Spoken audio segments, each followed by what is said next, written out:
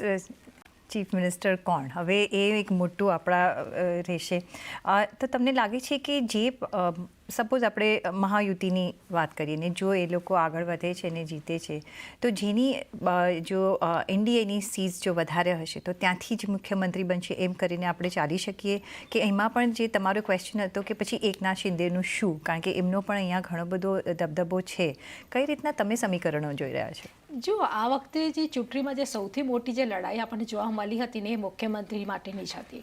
કારણ કે મહાયુતિ હોય કે મહાવિકાસ આઘાડીઓ, મહાવિકાસ આઘાડીમાં તો સંજય રાઉત અને ઉદ્ધવ ઠાકરે તો સ્ટેજ પર કીધું હતું કે આપણે લોકોએ સીએમ ફેસ કોણ હશે એ જાહેર કરવો જોઈએ, પણ શરદ પવારે આ વાતને નકારી દીધી હતી.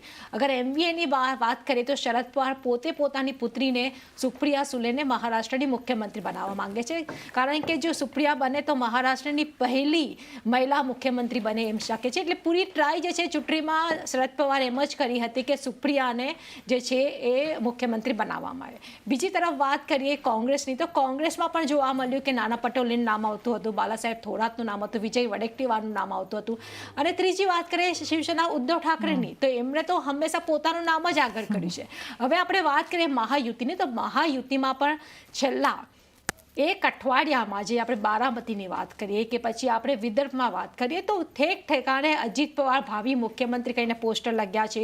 એકનાથ શિંદે ફરી એકવાર રિપીટ થશે એ ટાઈપના પોસ્ટર જે છે એ મુંબઈ અને થાણેમાં લગ્યા છે. ત્યાં જ અગર વાત કરીએ નાગપુરમાં તો નાગપુરમાં લોકોની એવી જ માંગ છે કે ફરી એકવાર જે છે દેવેન્દ્ર ફડણવીસને મુખ્યમંત્રી બનાવવામાં આવે. તો એક વાત તો સાફ છે કે જે રીતે સાંજ સુધીમાં જે ચૂંટણીના પરિણામો આવી જશે પછી ત્રણેય નેતા અજીત પવાર, એકનાથ શિંદે અને દેવેન્દ્ર ફડણવીસ જે છે દિલ્હીમાં જશે અને દિલ્હીમાં બીજેપીના આલા નેતાઓ સાથે એક મિટિંગ થશે જેમાં તય કરવામાં આવશે કે મહારાષ્ટ્રનું નેક્સ્ટ સીએમ કોણ હશે. પણ અગર ગ્રાઉન્ડ લેવલની વાત કરીએ તો બીજેપી કાર્યકર્તાઓની ડિમાન્ડ એ જ છે કે ફરી એકવાર દેવેન્દ્ર ફડણવીસને મુખ્યમંત્રી બનાવવામાં આવે. જ્યારે આપણે એક્ઝિટ પોલ અને બાકીના જે સર્વે થયા છે તેમાં નંબર 1 મોસ્ટ પોપ્યુલર સીએમ તરીકે જેનું નામ આવે છે તે એકનાથ શિંદેનું આવે છે. જ્યારે ત્રીજી તરફ વાત કરીએ આપણે તો અજીત પવારની ક્યાંક ને ક્યાંક મનસા તો છે જ કે હું છેલ્લા 20 વર્ષથી મહારાષ્ટ્રનો ડેપ્યુટી સીએમ છું તો કેમ આ વખતે હું સીએમ ના બનું.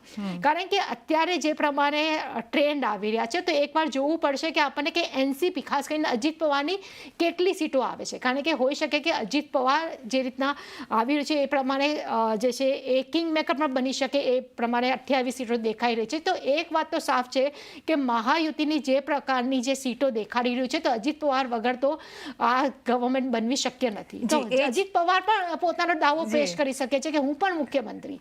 એટલે એ જ એક ટ્વિસ્ટ એન્ડ ટર્ન હોઈ શકે છે. હજી આપણને ઓફકોર્સ એન્ડ ઓફ ધ ડેમાં ખબર પડશે કે કઈ રીતની સીટ જીતીને આવે છે.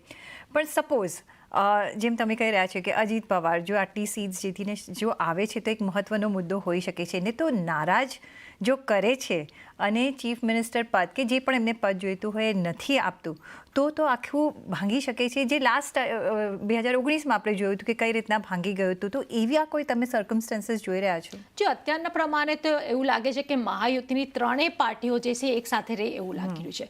હવે બીજી તરફ વાત કરીએ તો જે રીતની ઇલેક્શનમાં ટિકિટો વેચવામાં આવી હતી તો ખાસ કરીને એકનાથ શિંદેની શિવસેનામાં જે છે 18 જેટલા ઉમેદવારો એવા છે જે બીજેપીએ પોતાને એમને આપ્યા છે.